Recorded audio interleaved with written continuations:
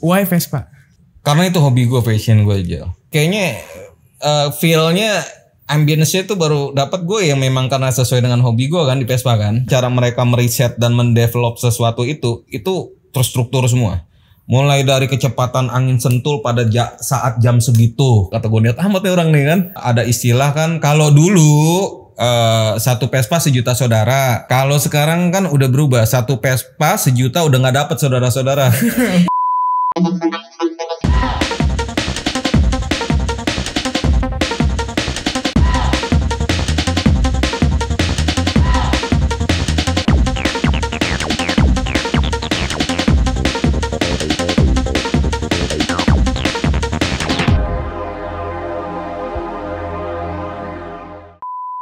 Halo guys, welcome to Ngobrol Asik. Hari ini ada temen. Ini temen kenal gara-gara aku kemarin beli Vespa. Ada Om Daniel Sagita. Nah, halo. Kalau kalian punya motor Vespa Matic pasti tahu. Kalau nggak tahu berarti motornya standar ya Om. Om Daniel gimana kabarnya Om? Alhamdulillah baik, Jiril. Apa kabar Jiril? Iya Om, gue pengen nanya nih. VIP, tentang skuter VIP. Ini pertama kali emang sendiri Om? Sendiri dari awal. Sama istri sih, istri bantu sih. Oh istri bantu? Awalnya gitu. Nah ceritanya gimana tuh Om? Ya awalnya itu kan dulu kan Jiril gue beli Vespa ya. Beli Vespa zaman PRJ dulu kan. Karena dulu gue mau beli yang tipe LX itu kan masih IU yang masukin kan, importer umum kan, si siapa? Sun Motor nih. Pas mau beli itu harga kan pada tahun 2008 2009 dengan lo harga 55 juta kan mahal banget kan. Tahun segitu loh. Tahun segitu ya 55 kan? Juta. 55 juta tuh mahal banget lah gitu kan. Ya nggak ada lah budget gue segitu kan. Akhirnya 2011 dari 2010 gue dapet info itu si Piaggio itu dia manufaktur pindah ke Vietnam nih. Iya.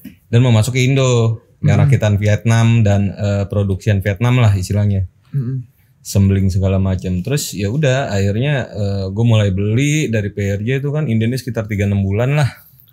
Udah dari situ gue dapat SPK pertama, dikirimin motor setelah 3 bulan kemudian inden gitu kan.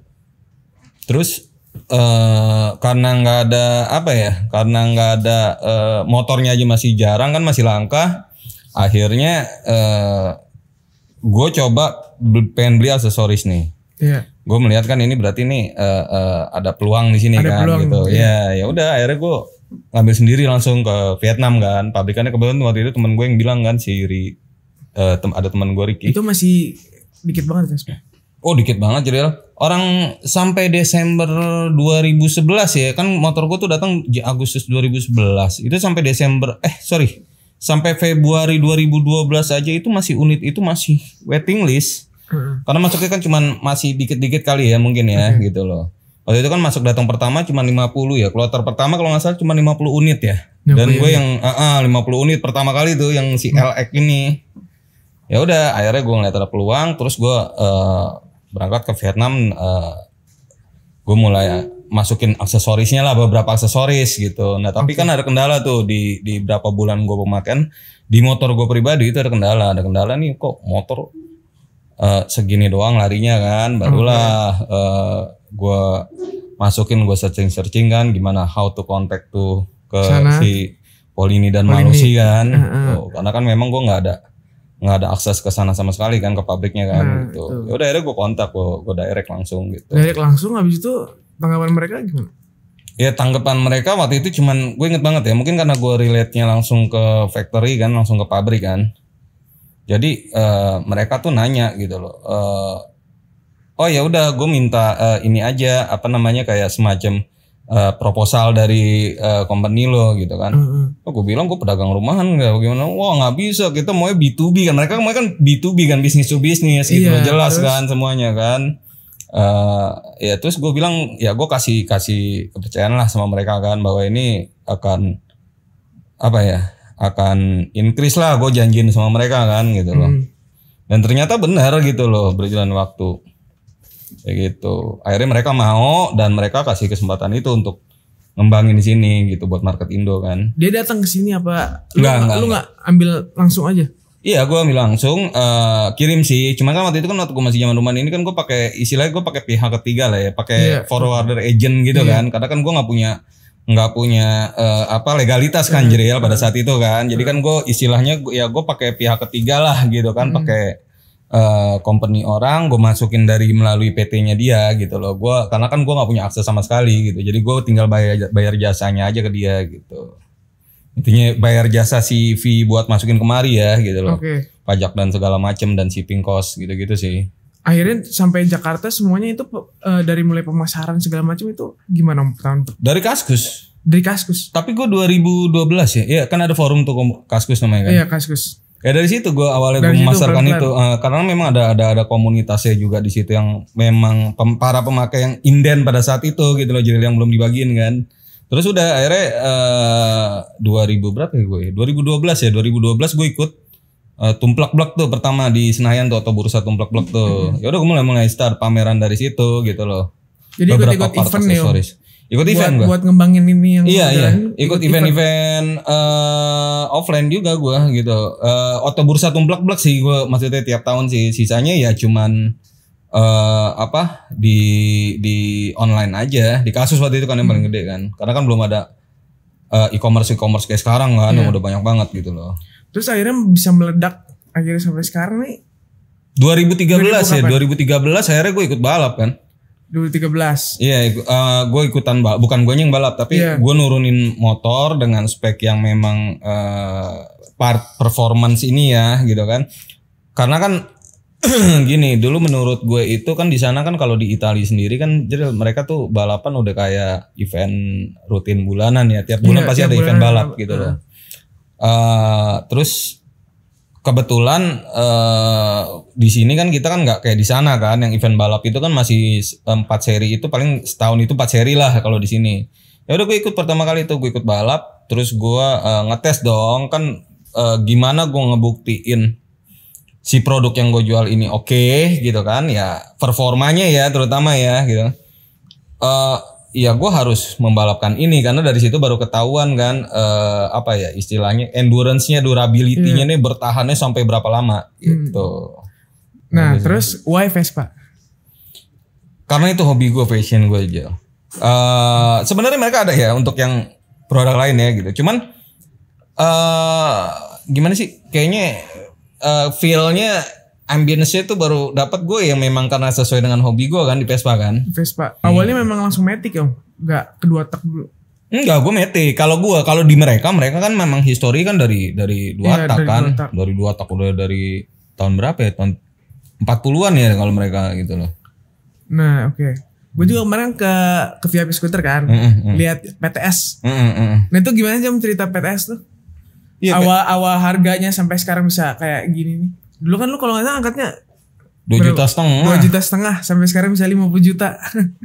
Lebih malah kayaknya sekarang tuh kalau udah full kan. Udah full modif udah 90 juta. Iya makanya udah 100. Ya gue sih nggak tahu ya, mungkin ada yang ngegoreng juga lah Jrel. Tapi pada saat itu yang gue tahu 2011 2012 itu PTS itu sebelumnya, bahkan sebelum tahun itu yang gue tahu PTS itu setahu gue Vespa yang tidak terlalu tinggi banget demand-nya. Iya, karena pertama partnya susah, ya kan? Bokar susah. Betul. Dan gue pernah lihat ada yang jual PTS itu 700.000 itu udah hampir setahun nggak laku-laku. 2009 2010 tuh gue ingat banget tuh. Harusnya gue ngambil.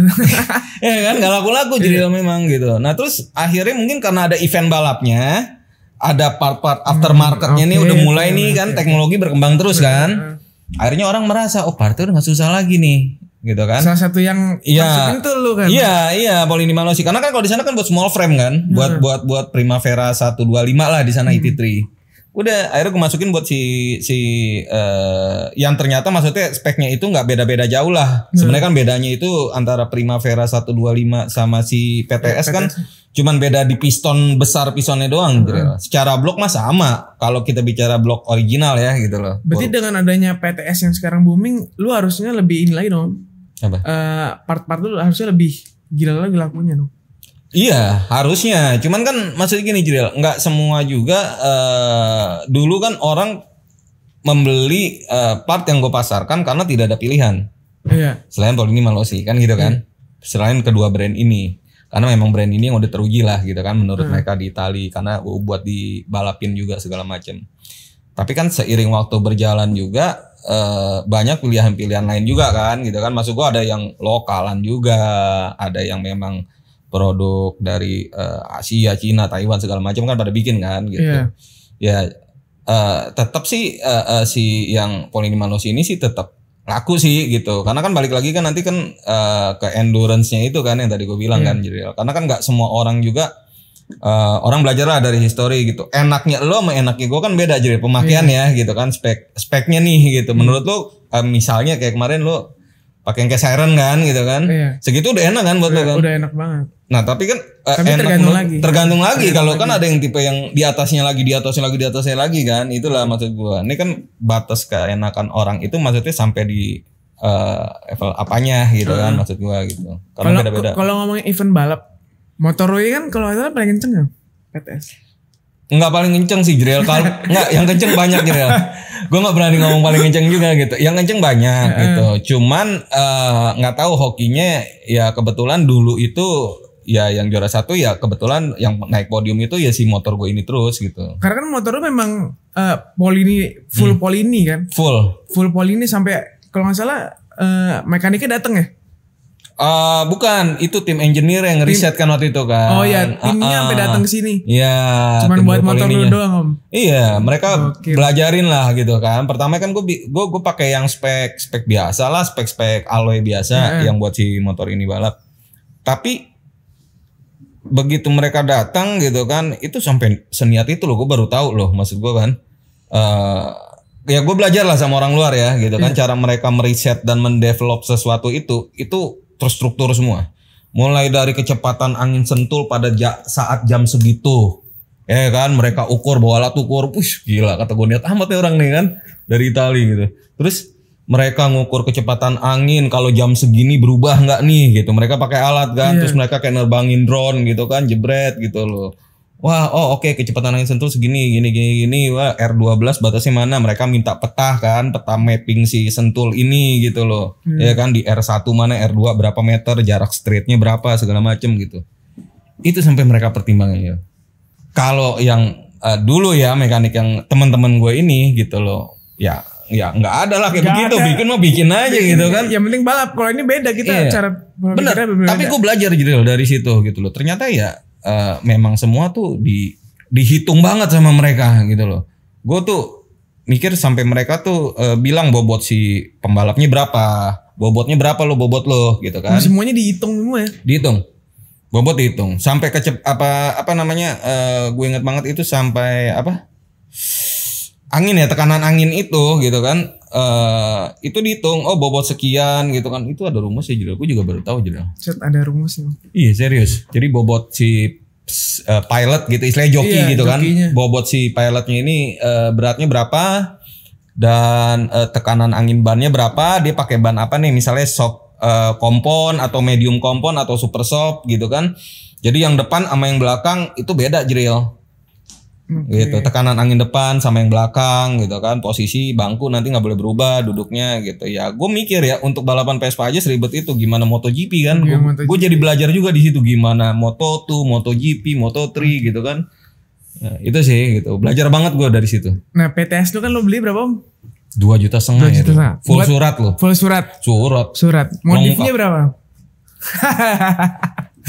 Modifnya kan biar tahu nih modifnya berapa. Mungkin ya Jrel ya. Gue lupa ya tapi kisaran lah ya hampir. Satu Avanza kali ya. Satu Avanza lebih dikit. Berapa? Ya hampir menyentuh 180-an 200 lah ya. Gila. Pada saat itu kan tinggi banget kan. 2013 tuh ya 14. Itu aja 2013 gimana sekarang ya? Iya. Bener. Itu karena ya riset kan juga kan. Misalnya kayak gigi itu kan juga lo kan yang lo sudah ganti juga kan. Iya. Itu kan juga pengaruh Jrel. Kalau lo pada saat angin hujan nih kalau buat balap nih. Giginya nggak bisa segini, ganti gigi ini gitu kan. Ukurannya berapa rasionya nih kan gitu kan. Pada saat hujan sama pada saat panas sama mendung itu beda lagi hitungannya Jrel. Gue serius, gue belajar banget itu. Ya kan lu pun juga merasakan sama kan. Lu aja kemarin habis berapa cuman gitu doang kan? Iya benar.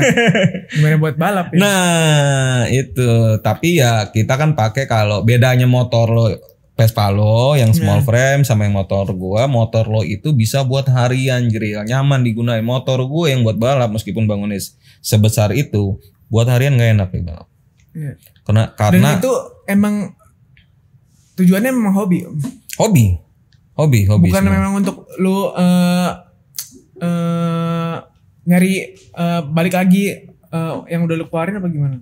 Oh enggak lah, ya karena kalau misalnya kita udah spend gede di sini gitu kan, maksud gua hadiah balap paling berapa sih Jril? Paling top juga 1.500.000 juara gitu kan, terus habis itu cuma dapat piala. Lu keluarin kosnya? Nah itu timnya segala macam. Iya pasti lah, kan butuh mobilisasi buat tim segala macam, konsumsi apa segala macam, operasional kan gitu kan. Maksud gua kos yang kalau mau balik-balikan ke kos lu nggak akan pernah BEP. Iya. Nggak akan pernah ROI. Nggak pernah. Iya gitu loh, nggak akan pernah. Karena kan hobi kan, namanya nah, hobi. Udah hobi. Betul, passion lu di situ. Gitu. Betul. Kalau lo ngarepin balik dari situ gitu kan, maksudnya lo udah bakar duit nih buat spend ini gitu kan. Iya. Terus lo tiba-tiba ngarepin duit dari situ untuk balik cepet sih ya nggak bisa lah. Karena kan ini hobi kan, balik lagi kan. Kita emang nggak ngarepin balik, tapi kita berharap dengan kita udah nguji si produk-produk yang gue jual dari situ kan ya customer bisa lihat kan gitu loh, bahwa ya ini memang proper banget gitu, bahwa lo pakai untuk khusus race, tapi kalau lo mau pakai buat harian juga ada, tapi speknya nggak yang setinggi race pastinya gitu. Iya. Kurang lebih gitu sih Jril. Iya biar orang tahu nih apa The Beast kan motornya. Biar orang tahu nih, wah The Beast nih ternyata ada motor legenda di PTS paling kencang lah ya. Atta juga kemarin kan gue bawa PTS. Wah gue mau nih. Soalnya dia ngeliat PTS gue udah rapi terus warnanya begitu. Iya. Langsung nafsu dia, wah mau dong gue gini. Oke Om, nih ke pertanyaan lain sekarang. Ada gak keuntungan dari suatu komunitas, contohnya Vespa, selain mengeluarkan kesenangan dari hobi? Contoh dari komunitas. Keuntungan dari suatu komunitas gitu. Apa sih yang lu dapetin dari situ Om? Apa ya? Ya paling awareness ya. Awareness. Maksudnya buat ke guanya ya, buat ke si skuter VIP-nya ini sih lebih ke awareness aja sih gitu. Ya komunitas gue kan mungkin gue deket sama semua komunitas nih Jril, ya kan. Gue deket sama teman-teman semua komunitas lah gitu kan. Gue kenal baik sama mereka segala macam. Kalau memang ada yang bisa kita support ya kita support gitu kan. Ya lebih ke awareness sih, kita menjaga apa yang bisa kita support aja sih. Kalau solidaritasnya itu dari 2 tak sampai yang baru nih gimana sih?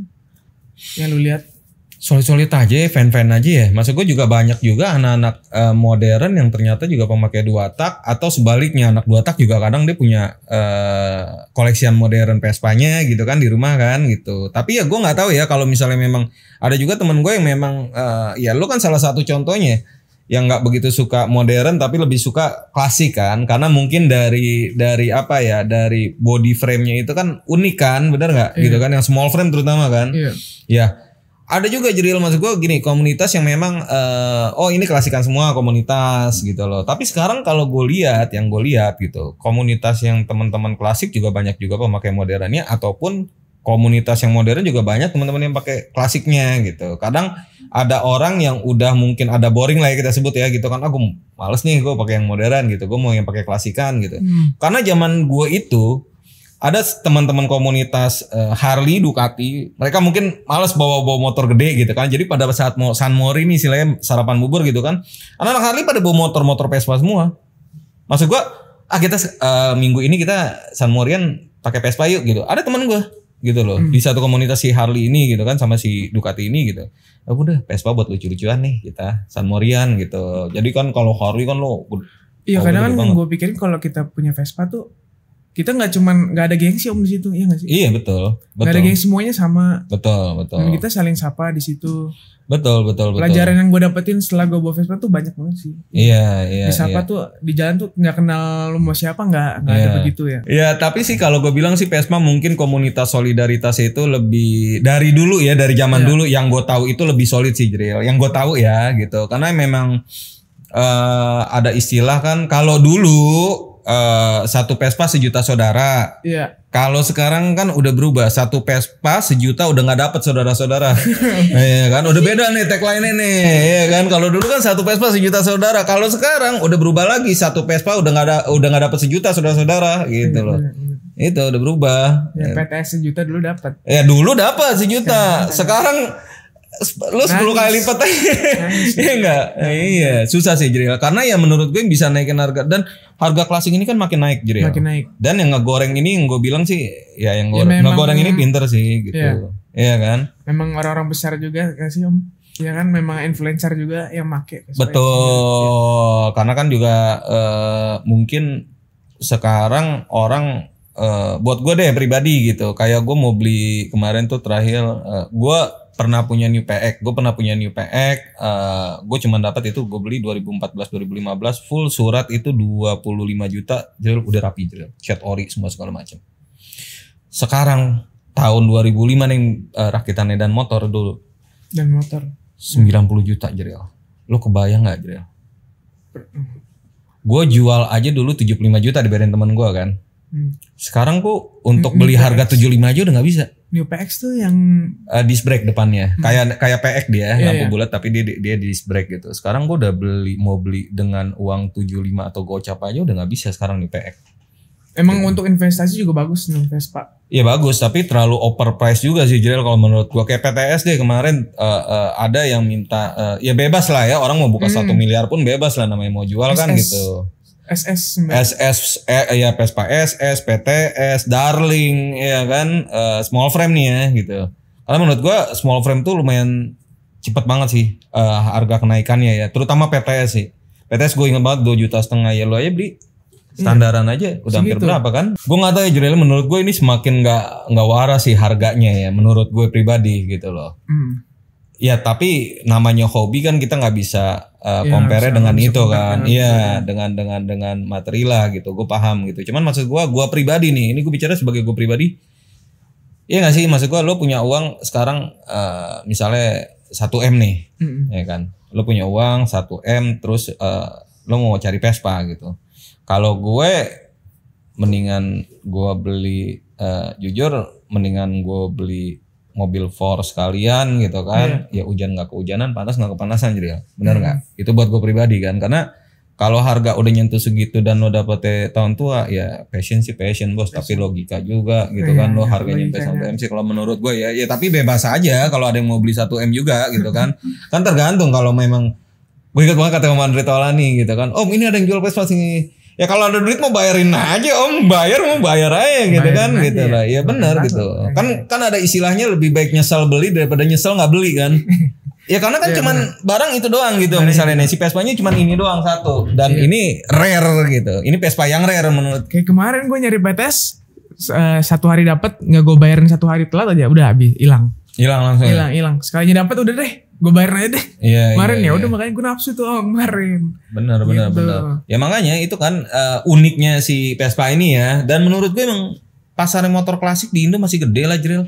Gitu. Oke Om, sekarang gue mau nanya kegiatan selain di Vespa Om, boleh di sharing nggak?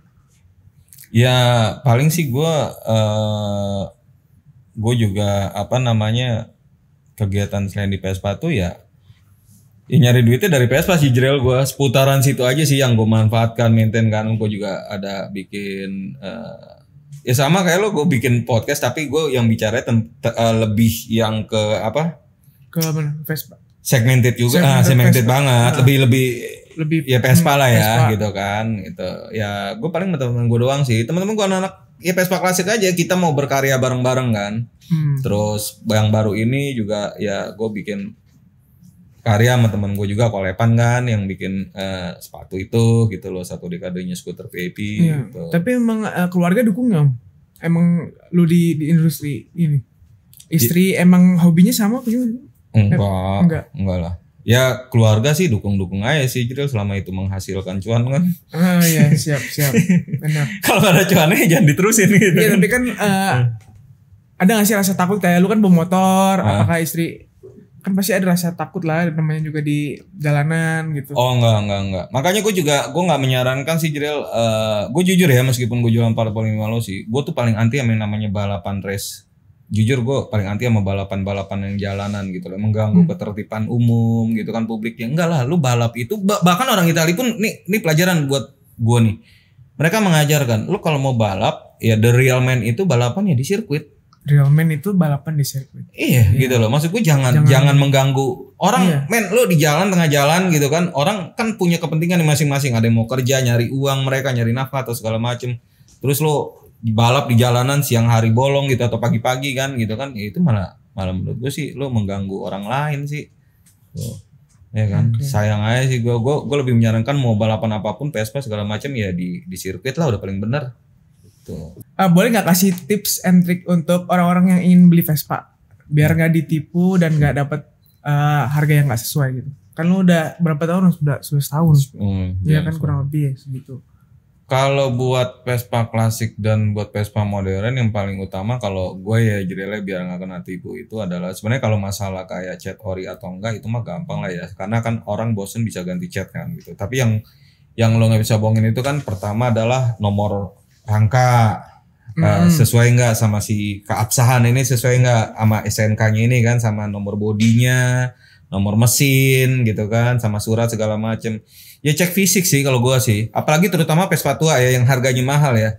Kalau gue mendingan gue cek fisik di Samsat gitu loh, lebih safety, lebih terjamin. Maksud gue kalau lo di Samsat di Polda lah ya, kalau di sini ya di kepolisian kan lo jelas kan ada datanya gitu loh, ya kan berkas-berkasnya nih gitu. Maksud gua mulai dari fakturnya, dari apa namanya istilahnya kalau yang barang bilap tuh form A, form B-nya kan jelas kan, maksud gua kan. Nah itu kan ada nomor rangka, nomor seri rangka, nomor seri mesin gitu kan. Itu sama mesin kan nanti kan digesek-gesek kan, sama nggak sesuainya cetakannya gitu. Pasti gua rasa kepolisian udah punya data-data untuk si motor-motor inilah historinya gitu loh ya kan. Itu maksud gue nih dari si pabrikan kan juga ada. Dan kan kalau yang motor klasik kayak gue pernah punya Primavera nih Jiril sama Darling. Itu lo bisa register sampai ke Piaggio pabrikan Italinya untuk keluarin sertifikat.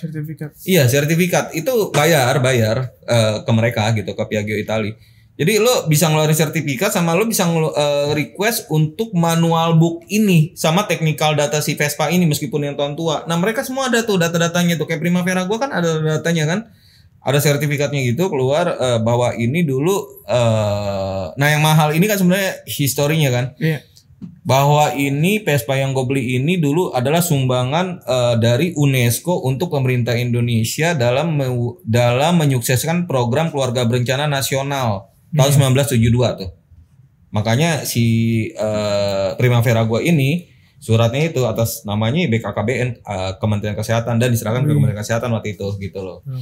Itu nih historinya si Primavera gua ya gitu loh. Dan ibaratnya masih dem-deman kan, plat merah kan berarti kan. Gitu. Karena itu kan motor dinas ya mungkin ya pada zaman dulu gitu.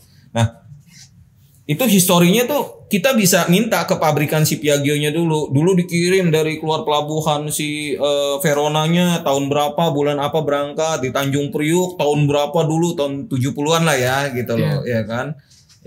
Ya dari situ histori jelas banget Jiril. Masuk ini nomor engine nih sampai nomor-nomor yang apa kertas filing dari bea cukai ya kan, ada tuh nomor seri ini nomor apa ya istilahnya nomor engine ini sama nomor frame ini. Ini gue yang nomor berapa nih, dan gue lihat sih waktu itu tulisannya 28 unit doang yang sumbangan. Ada beberapa lah sebenarnya, banyak sih histori Vespa zaman dulu ya. Yang Vespa gue nggak pernah lihat gitu kan. Ya gue jadi belajar kan. Oh ternyata gue tahu. Oh ternyata ada ya Vespa ini di sini ya, di Indo pernah masuk ya gitu kan. Gue sendiri juga nggak tahu. Karena banyak banget variannya gitu loh. Banyak banget sih variannya sih. Oke Om. Kasih semangat lah terakhir Om ke penonton, ke anak muda yang sekarang mau start bisnis. Apalagi kan lu kan dari nol ya Om. Tuh coba Om kasih sarannya buat mereka. Kalau gue pribadi, gue mau kasih saran itu sekarang kan teman-teman mungkin buat yang berjiwa scooterpreneur nih ya kan, mungkin bisa memulai itu ya dari yang kecil dulu kalau gua ya dulu ya. Tapi kalau sekarang kan mungkin karena udah kebanyakan kompetitor juga ya pelan-pelan lo memulai itu sebenarnya sih gampang sih Jril. Kalau memang lo mau mulai ya nggak usah gengsi lo untuk ambil dari yang memang gede-gede itu kan gitu kan. Ya Vespa ini marketnya gede Jril. Akan selalu yang selalu gue bilang juga sama Atta gitu. Vespa ini menurut gue ini candu sih buat para penggunanya dan yang hobi banget ya gitu. Maksud gue banyak lah yang hobi sama Vespa kan. Ya candu karena setiap ada produk limited edition apapun pasti sold out. Gitu kan maksud gue. Lah barangnya aja belum nyampe di sini. Pas kita mau order inden udah sold out. Hah? Cepet banget kan gitu loh. Nah, maksud gue kan berarti kan di sini ada market kan dan ini akan selalu terbuka luas buat teman-teman yang memang mau berbisnis di bidang ini kan nggak harus selalu part, ada juga aksesoris, ada juga mungkin kayak sekarang kan teman-teman gue pada bikin yang buat lokalan tuh kayak apa namanya cover motornya gitu kan yang transparan apa segala macam gitu. Ada teman-teman gue yang bikin itu dan itu pure bener-bener lokal loh, maksud gue kayak anak bangsa loh gitu kan. Ada yang bikin sarung ban gitu loh Jril ya kan, ada yang bikin merchandise lokalan gitu dan menurut gue malah merchandise yang lokalan ini malah jauh lebih bagus sih gitu loh yang bikinan produk dalam negeri ya gitu loh teman-teman sendiri. Bahkan tas-tas untuk yang gue pernah collab tuh sama Okarin itu kan juga bikinan sini Jril dan itu keren banget sih menurut gue gitu loh. Ya kan? Vespa nggak bukan buat hobi aja sebenarnya, lu jualan dari nafkah di situ juga bisa ya Om? Bisa banget gitu loh ya kan. Ya contohnya itu banyak lah yang bisa dimanfaatkan dari ini, nggak hanya jualan aksesoris atau spare part, bahkan temen gue juga ada yang mulai kayak jual satu-satuan Vespanya Jril, dia beli second nih gitu kan, terus dia jualin pelan-pelan cari cuan berapa lah ya kan, jual jebret. Nah dari situ kan bisa kan satu-satu, nggak usah memulai dengan yang langsung banyak dulu kan. Terus dari dari aksesorisnya yang kayak tadi gue bilang, dari merchandise, aparel ya kan, atau misalnya kayak hoodie, sepatu apa segala macam. Ini kan banyak kan yang teman-teman sebenarnya bisa dimanfaatkan atau bisa di-collabin dengan teman-teman skuteris lainnya kan. Gitu loh menurut gue ya gitu kan. Ya lu pun kan juga bisa Jril. Ya itulah salah satu masukan buat gue. Jadi nggak usah terpaku sama kayak aksesoris atau misalnya spare partnya. Banyak kok yang bisa kita manfaatkan dari bisnis ini kalau buat teman-teman yang memang pemula nih mau start bisnis di sini. Ya nggak harus dengan modal besar atau segala macam, bahkan ya yang tadi gue bilang lo bikin kayak mungkin hoodie, mungkin aparel, mungkin yang berhubungan lah dengan lifestyle-nya ya, dengan passionnya ya, atau mungkin lo mau bikin jam tangannya gitu-gitu. Tapi ya maksud gue jangan Vespa juga, kalau bisa brand sendiri kan nggak boleh kan, nanti hak merek dagang gitu. Thank you Om Daniel udah datang ke sini. Sorry telat Jril. Nggak apa-apa, santai. Gue mah santai Om. Thank you Om. Sama-sama Jril, thank you. Sampai ketemu Jril. Oke guys, thank you for watching. Bye bye. Thank you.